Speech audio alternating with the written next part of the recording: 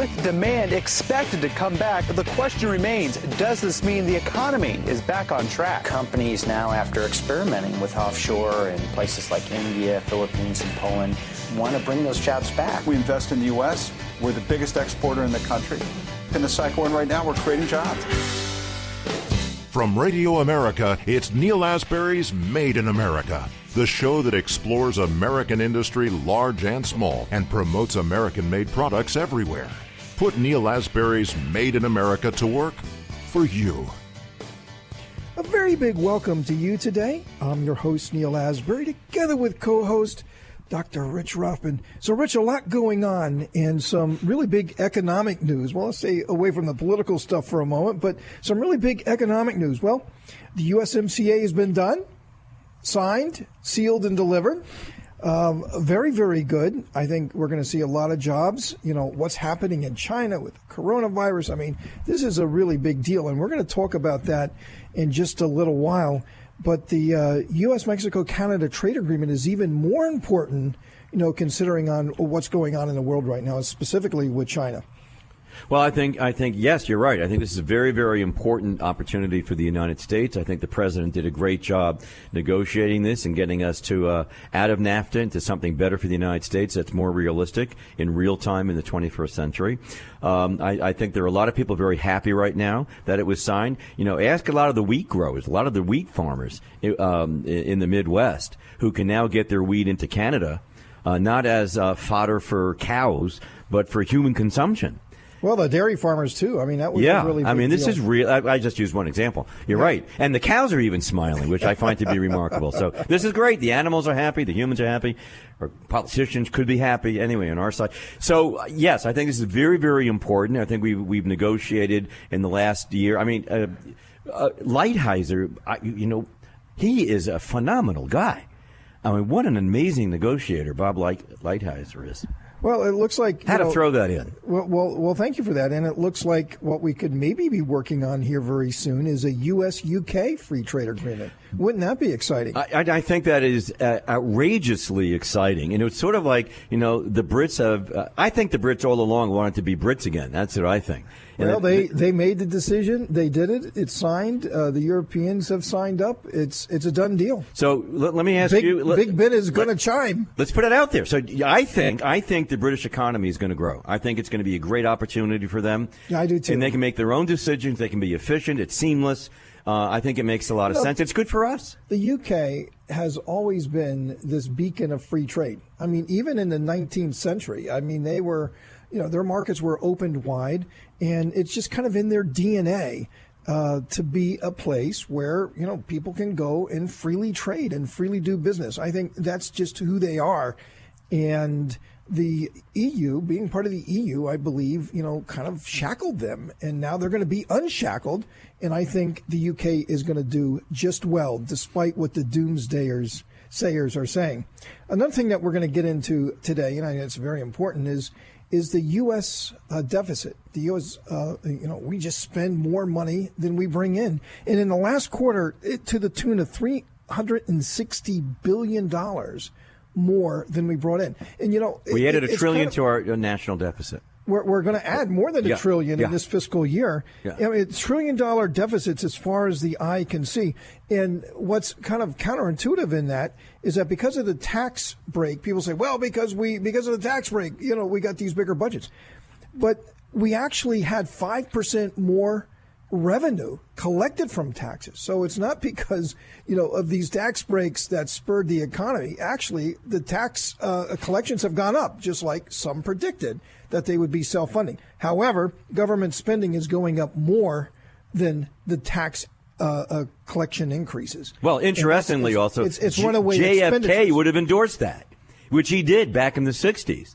Endorsing the fact that don't raise taxes, lower the taxes, increase the manufacturing base. Everybody has more money. Everyone's working harder. The economy does better. Back to you. Well, talking about expanding the manufacturing base, a way to do that is by expanding our entrepreneurial base. Our entrepreneurs That's right. are the backbone of our economy. Small businesses generate more job creation in this country, more wealth in this country than our large businesses do.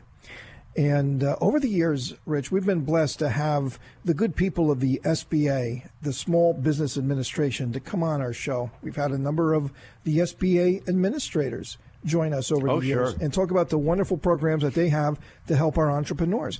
But they also have a program, and actually an associate administrator, someone very senior in the SBA, to help our veterans. You know, our veterans have incredible skills. They come back being trained by the greatest military in the world. All these, high-tech skills that they come back with, let's put them to use. Let's put them, the American taxpayer has invested in these skills. They can come back and create jobs in this country, and the SBA is actually focused on that. And the associate administrator that I just talked about, who's focused on that and helping our veterans, is Larry Stubblefield, who has been with us before, and he's, Rich, with us right now. The associate administrator for the Office of Veterans Business Development at the U.S. Small Business Administration, Larry Stubblefield. Larry, welcome to Made in America. Thank you. Thank you for having me on your show again. Well, it's always an honor, sir. It's always an honor, and especially, an organization like the SBA. I started out as an SBA client, and today we employ nearly 800 people and over $300 million. We have 5 U.S. manufacturing facilities, and that could not have been made possible if in the very beginning that I didn't walk into one of your offices and met with somebody and said, "How can you help me?" And they did, and you guys did a wonderful job for me.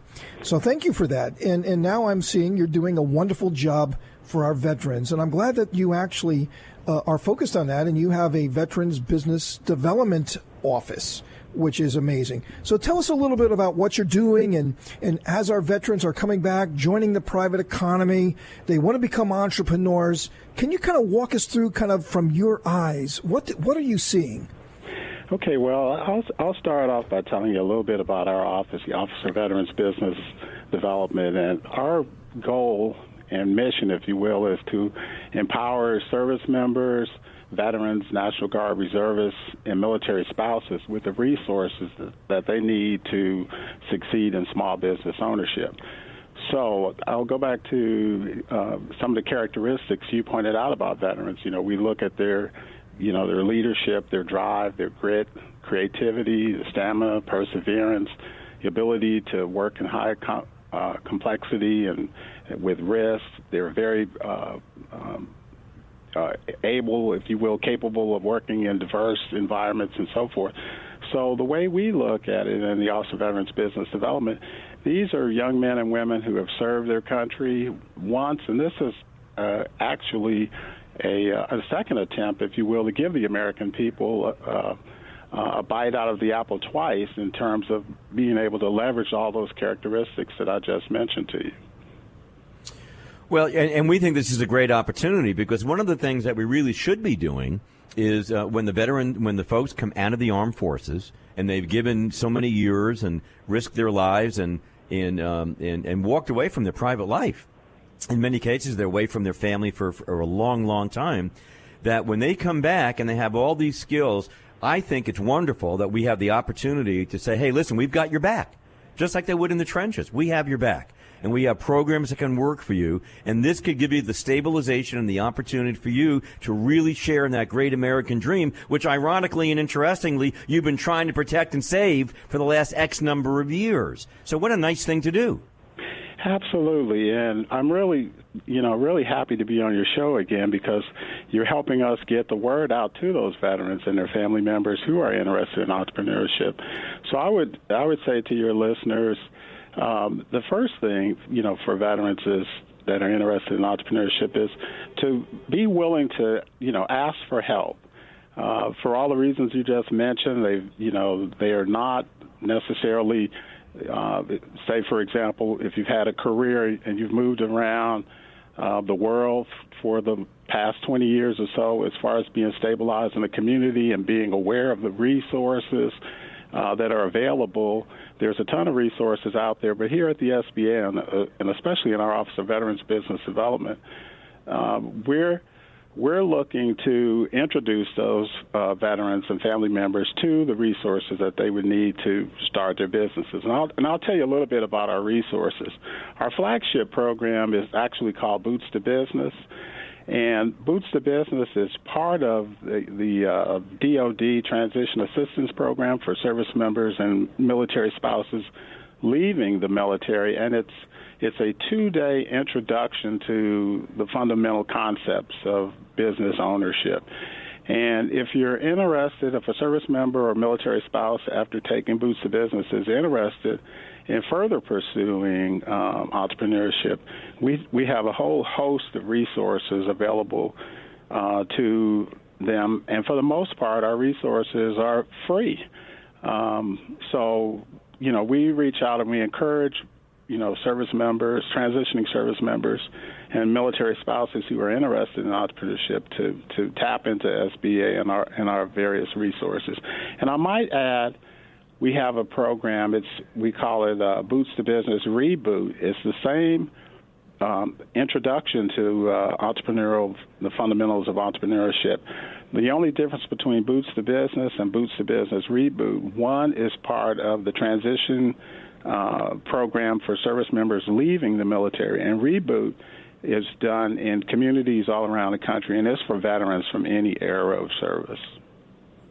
Hey, Larry, man, it's great, and we always want to keep in touch with you and the great work that you're doing, the veterans that's out there listening. And how can they contact you, just very quickly? How if they need your skills, they're inspired, they just need that little nudge, they need that little financial hook that's going to help them out, how do they get a hold of you?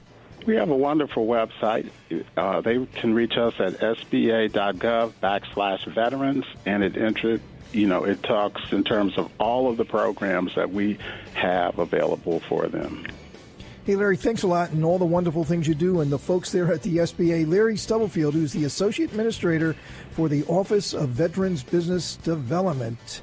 Larry, thanks for being on the show. All right. Thank you very much for having me. Coming up, Dr. Rothman and I have a number of topics we want to talk about. You don't want to miss it. This is going to be very, very fascinating. Made in America.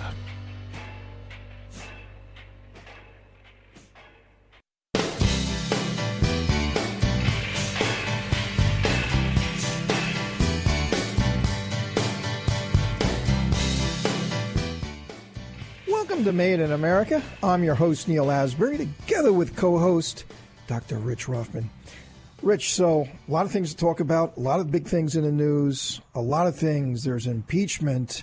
Obviously, is that going to wrap up soon? Hopefully it will. Maybe it won't. There's this budget deficit, but we're going to get into that in great detail with our next guest. It's going to be a very fascinating discussion with Chris Talgo from the Heartland Institute. But what I want to talk about for just a moment is the coronavirus. And, we talked about it last week. And it was just kind of out there, and it was kind of scary. And it was, is this thing just going to, will they contain it? I mean, then we talked about, when the China government essentially quarantines, sequesters 50 million people. I mean, there's roadblocks. I mean, going in and out of Wuhan. Yeah, it's like a ghost city. It really is. Well, it's like military checkpoints going into these areas. I mean, they're very serious about it. So for the China government to do that, I mean, they got to be freaking out. But now what's happening is that more and more cases are being found outside of China, which has got a lot of people spooked. And now we're starting to see airlines cancel flights. Which they should. Which they should. And American Airlines has canceled their flights to from Los Angeles to Beijing and Shanghai. I believe they're still flying out of Dallas. But, part of it that they're saying is that just the capacity of people who's traveling now has come way down. Right. So it's going way down. Mm-hmm. So the travel industry, the tourist industry, the hotel industry, the restaurant industry. I mean, so many different industries. It's a different world. Impacted. It's a totally different world now. United Airlines is pulling out, and they're one of the largest airlines, to fly into Asia. I haven't heard about Delta yet. Cathay Pacific is, the Hong Kong airline. I mean, they remember SARS, back in 2002, 2003. Already, this is faster and bigger than SARS. And how big But not was as SARS? deadly. They're saying right now at this point it's not as deadly as SARS was at this point. Right, the amount of people who gets infected versus the amount of people who can be cured. Now, the people who are really struggling, who do get infected, are the one with the weaker immune systems, the people who are sick or they're at risk. The coronavirus seems to really, really be difficult for them. But many people are recovering. I mean, it's not a death sentence. There are people who recover. Most of the people do recover. But where will it end, right? I mean, will it be contained? And will it spread to the United States? Will it spread to Canada? There's a lot of interaction between Asia and Canada, too, and a lot of interaction between Canada and the United States. You just can't put the genie back in a bottle. This is going to be it's really, really hard. We're a very nomadic, transient society now, and things can travel. I mean, that's the whole idea of biochemical warfare. If you can get somebody on an airplane and that plane goes to another place, goes to another major airport, 300 people get off the airplane, they've been exposed, and then from one airport, all these other people are exposed, and they get on planes, and that's the whole idea of microbes and how dangerous it is. We live in a connected world. Absolutely. Right? We live in a connected world. So it is a very interesting scenario now, because now you have to think in other areas. You think of the economics, so trickle down in the economics. Well, the economics that I'm most concerned about, Rich, is that the supply chains. Exactly where I was going. That's right. We talk about American manufacturing. We talked about our entrepreneurs. We talked about creating the entrepreneurs and growing entrepreneur community within our veterans. Right. A lot of them will make things and want to build things, and they might do it overseas, and they're going to be in China, or they just about any product you have. I don't care if it's made in USA, made in Germany, made wherever. It's relying on a global supply chain. 50% of what we import for our manufacturing community, 50% of what we import from China is going to our manufacturing community, right?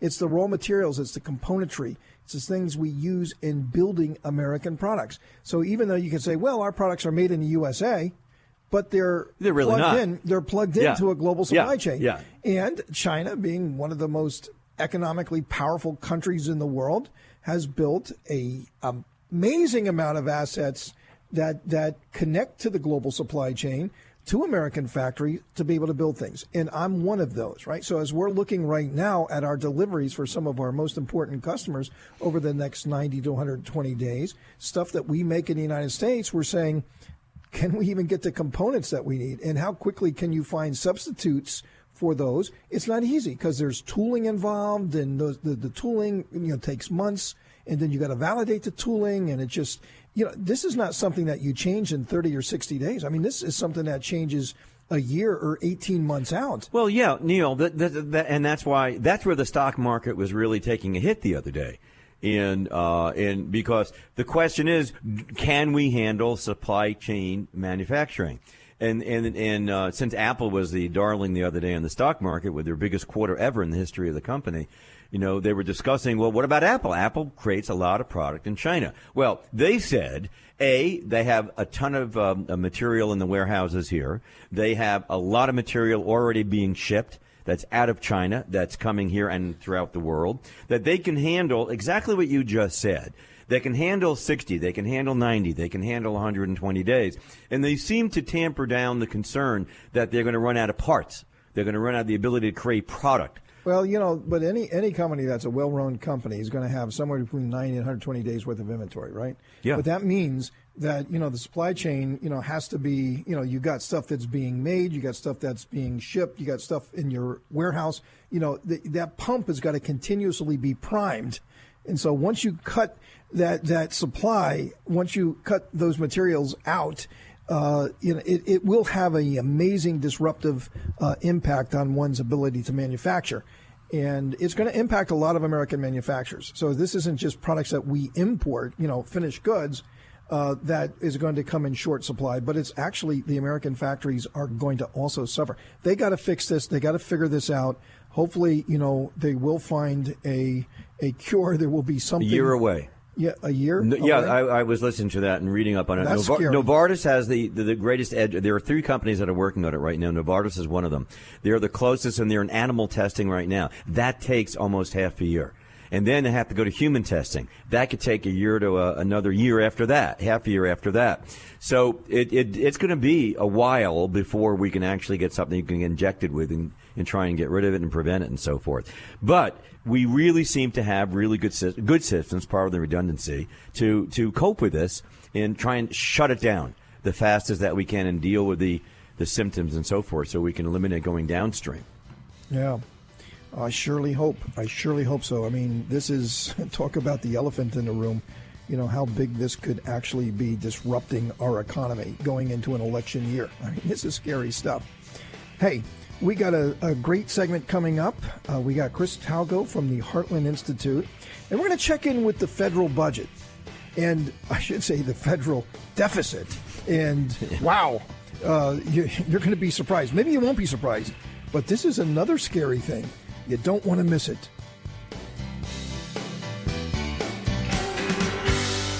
Made in America.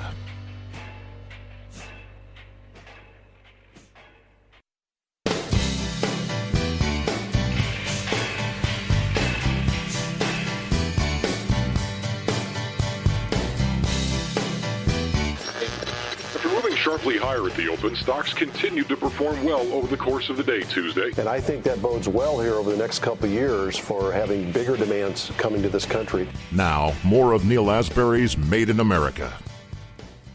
Very big welcome to you today. I'm your host, Neal Asbury, together with co-host Dr. Rich Rothman. So, Rich, we just talked a moment ago about this fiscal deficit that we have, this budget deficit that we have, our government spending more money than they bring in. And it seems like $1 trillion deficits are the new normal. I mean, just kind of like as far as the eye can see. And, the Republicans, during the Obama administration, it was a big deal. The budget deficit, the national debt up until Barack Obama became president was roughly $10 trillion. When he left 8 years later, it was $20 trillion. So, more than 200 years, we have a $10 trillion national debt. And then when Obama leaves, we have a $20 trillion national debt. Well, the good news is we paid off the horses that George Washington had. They're paid off now. Okay. Just wanting to be aware of that. Well, that's good. Good. That's important. That's good. Yeah. That's good. It's the Winnie syndrome. And I thank you for bringing that up. Yeah. And but now here we go. We have a Republican. They're supposed to be the budget hawks. And what do we have? We still have $1 trillion deficits. And it's not because we're not collecting more money. The tax base is up by 5%, but we're just spending more money. And it doesn't matter right now if you're a Democrat or Republican.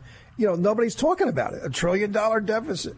Who cares? Let's move on. That seems to be the new normal. I mean, we're just so complacent about it. I don't know. Something seems very wrong with that. We're very pleased to have with us Chris Talgo from the Heartland Institute. We love the Heartland Institute, and he published a piece in the Washington Examiner, and we love the Washington Examiner recently. Government spending gets even more out of control. It's even more out of control, if you can believe that. Chris, welcome to Made in America. Thank you very much. I appreciate it. So, your piece had a lot of numbers, and it was kind of comparing, over the last many years and, where we were as a percentage of our economy and the size of our budget deficits. But in the last fiscal quarter of our government, it's about $360 billion deficit. So, I mean, if you times that by 4, I mean, again, more than $1 trillion. And it's not because of the tax cut. A lot of people say, yeah, it's because we gave all these fat cats all these big tax cuts. No, we've actually increased our tax base collections by 5%. So it's just because we're spending more, right? We're spending more. How do we get this under control? Can we get this under control? Well, I think you're dead on. So, we ran a $360 billion first quarter deficit in fiscal year 2020. We're well on our way to another $1 trillion deficit. Although tax, revenue is up because, the tax base was broadened out because we're having a better performing economy in general, spending, unfortunately, is going up at a faster rate. And I think the thing that we need to understand is that, most of that spending comes from the three big mandatory spending programs: Social Security, Medicare, and Medicaid. And when you say in your piece that spending is up by 7%, I read in your piece, is that just because of these social programs? Is that where it's all at?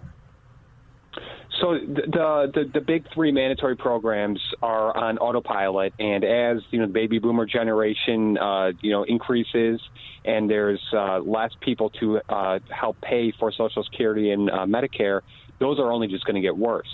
But as if that weren't bad enough, it seems like our federal legislators in good old Washington, D.C. have decided to go on a whole new spending binge, whether it's defense-related stuff, whether it's pet programs, whether it's health and human services, urban and housing development. Everyone is on a all-out spend-a-thon. So let me ask you this. I think you made a very good point. Here we are in an election year. Now, in an election year, normally, with politicians, we're going to put Trump aside for a second because he's not a politician as such, which is maybe why he's so successful. But is there a will to get this done, to actually trim the budget? Because in a political year like this, they would be out there saying, and you vote for me, and I'm going to get that bridge built, and I'm going to do this, and I'm going to get that water system. You know what I mean? And they go out and kiss a lot of babies, too, by the way. But is there a will to actually get this under control? Jesus, I hope so. I think it's one of those things where from the 50,000-foot perspective, everyone says, well, of course we need to, stop spending all this money. Of course we need to, pay down the debt. But then when the rubber meets the road and those people are told, oh, okay, well then, that nice fancy new park, that the federal government's going to pay for in your local community, we're going to have to put that on hold. Then they go, no. So it's that problem that it seems to me like most Americans aren't willing to make any sort of sacrifice at all in order to get this, debacle under control.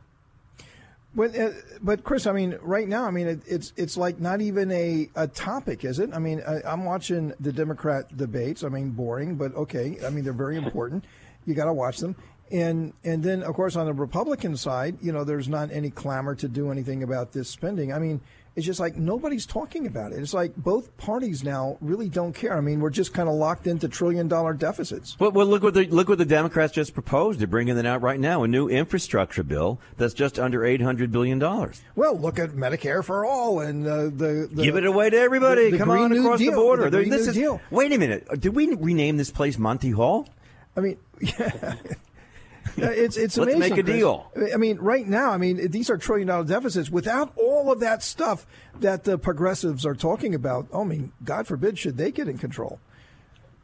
Yeah, I totally agree with you. I think the Democratic Party has definitely proposed a bunch of things that are just completely unaffordable. Green New Deal, free college, free health care, on and on and on, UBI. However, the Republicans are not really doing what, we thought they would do, even going back to the Tea Party Revolution. I was coming of age during that time period, and I remember being, somewhat excited that, hey, we're finally going to go in there. We're going to get some people that are going to, finally address some of these long-festering issues.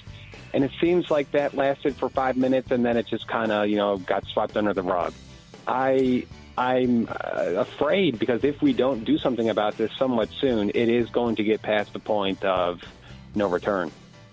Hey, Chris, we got to take a quick break. We're on with Chris Talgo from the Heartland Institute. Still a lot more to talk about. You don't want to miss it. Stay around. Made in America.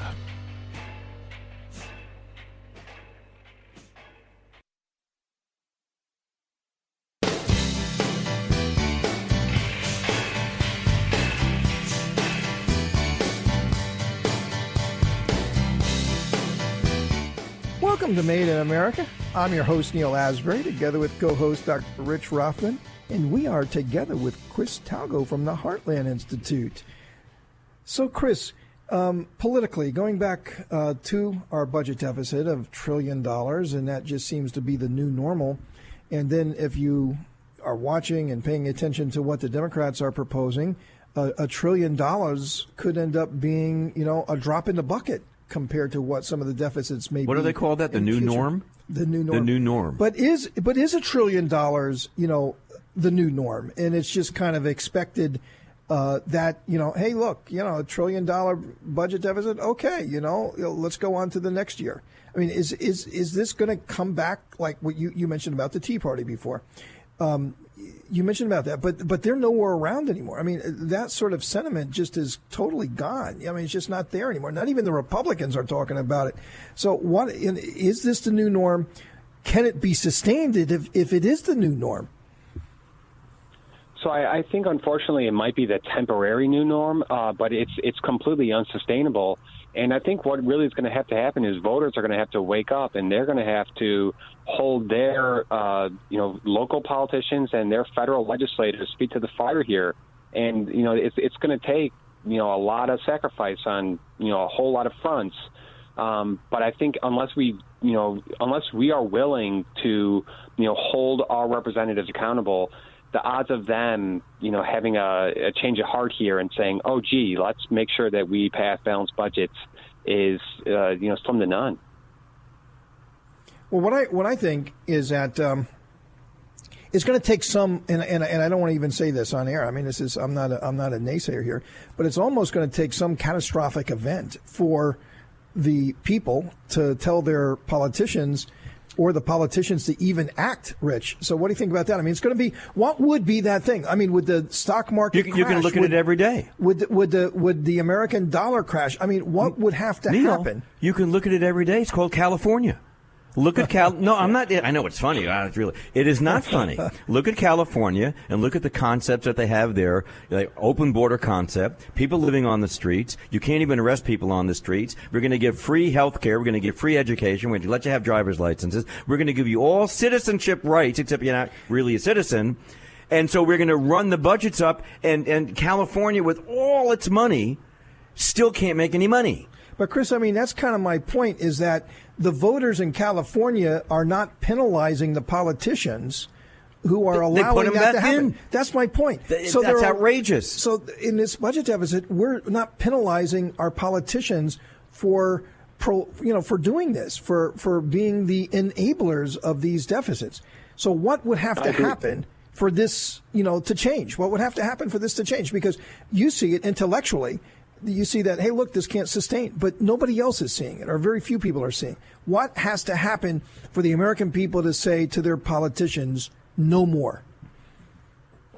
I totally agree with how you're framing this. And Charles Krauthammer, he once said, if something's we love Trey. He's been on the show. He was with us many times. God miss him. God bless his soul. I miss him myself, and he was an intellectual titan.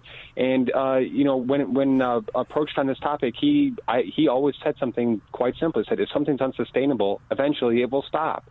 I hope that it doesn't get to the point where we're facing some sort of existential crisis, hyperinflation, economic cataclysm.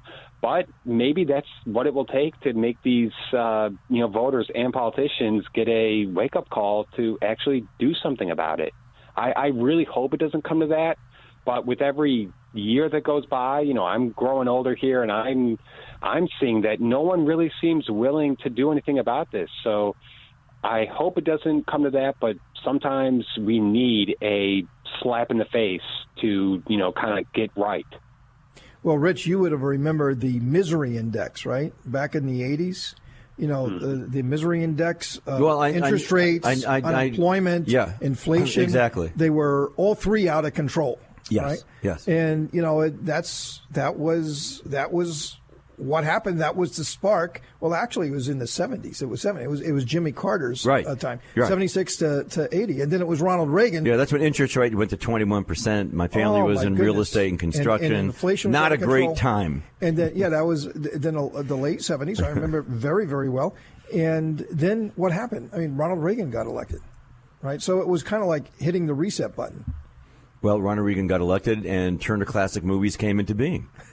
Is that amazing? Is there a connection? I don't know. Well, he did all the tax cuts, and he really focused on the economy. And but wait a minute. Trump came out this week. Interest rates came down. Unemployment came down.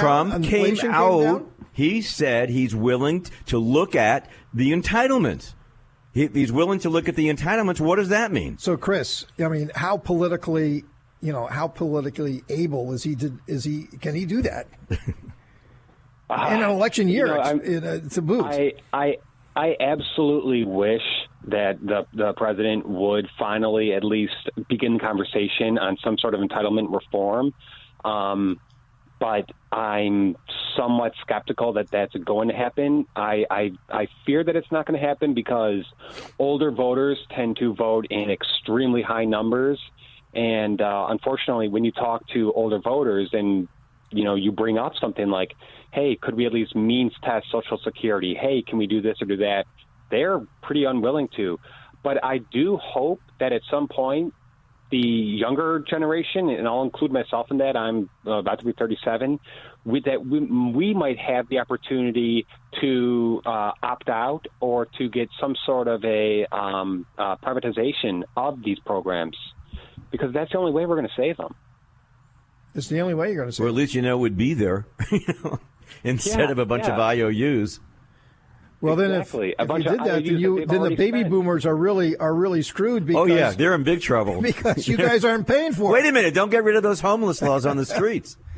But there is a way that we could deal with this in some sort of a compromised manner, where we say, okay, the people that are 50 years old, it's too late for them. They're going to depend on those. We made a bargain with them, and I kind of have a problem with Social Security being called an entitlement program, because I can, give you my parents. They paid in Social Security for decades and decades and decades. My dad paid in way more in Social Security than he'll ever take out of it. So in some ways, Social Security is sort of like a Ponzi scheme in which, we are using the current generation to make sure that the older generation has a comfortable retirement. And this was begun before the Great Depression, when the average lifespan was 66, 67. We're nowhere near that nowadays. People are living into their 80s. So we're going to have to do something. You're absolutely right. Hey, Chris, we got to really take a hard break here. We really appreciate you being with us. Chris Talgo from the Heartland Institute. Thank you very much. Thanks for being with us, Chris. Dr. Rothman and I are going to be right back. We're going to wrap things up. It was a very exciting show, but still a lot more to talk about. Stick around. Made in America.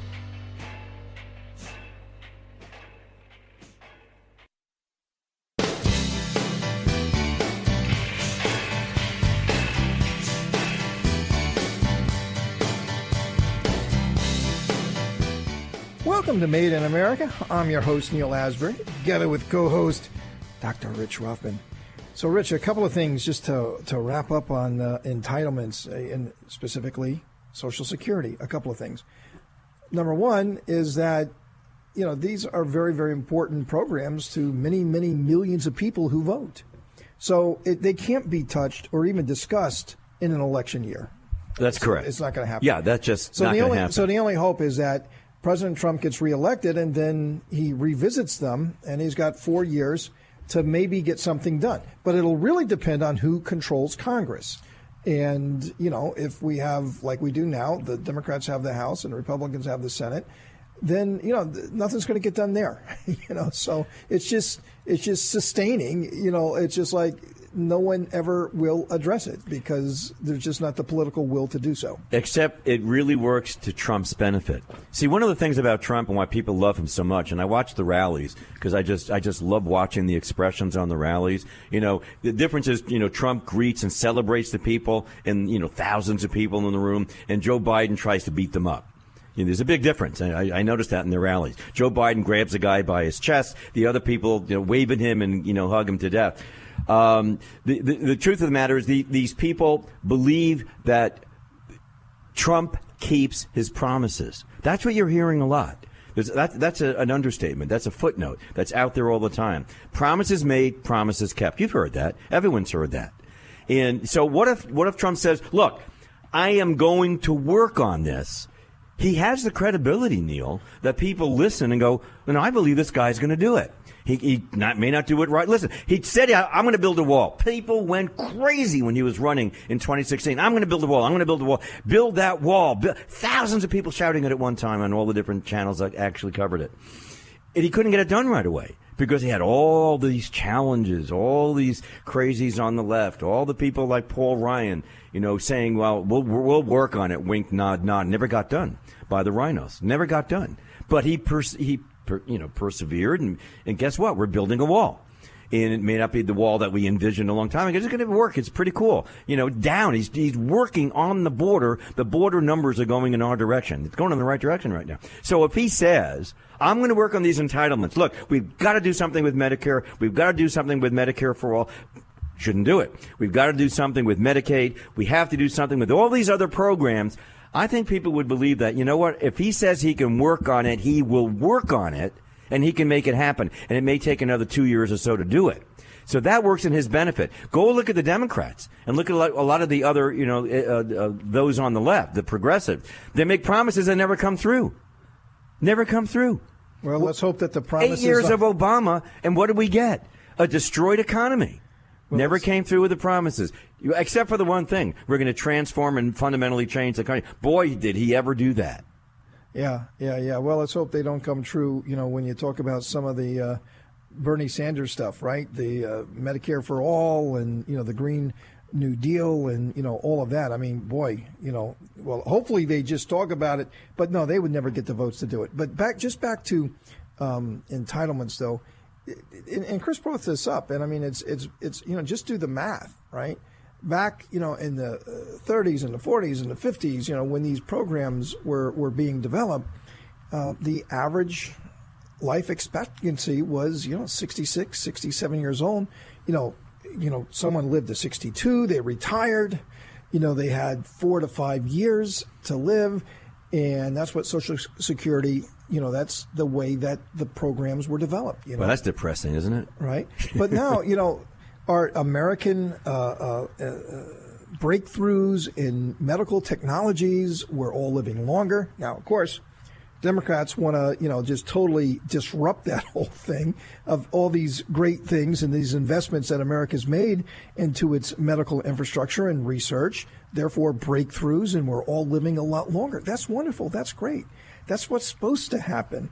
And now, life expectancy is in the late 70s, and many are living well into their 80s and 90s. So now you've got 20 years, 25 years of being on Social Security versus 4 to 5 years. I mean, that's a huge difference. And how do you fund that? Well, the program that was designed many years ago wasn't designed for that. It just wasn't designed. So one day we're going to wake up and say, this who's working? This doesn't work anymore. Or the young people who are paying into this will see that it's not going to work, and for them, and they're going to revolt, and they're like they should. So, we didn't talk about that for a while, but I'm glad that we were able to have a conversation about this because it's very, very important. I agree. It's the future. Well, Rich, we've had another incredible show. It's gone by so quickly. Lots of great topics, but a lot more to talk about. And that's why we're going to be back again next week at the same time for another adventure of Made in America, where we never stop fighting for your jobs.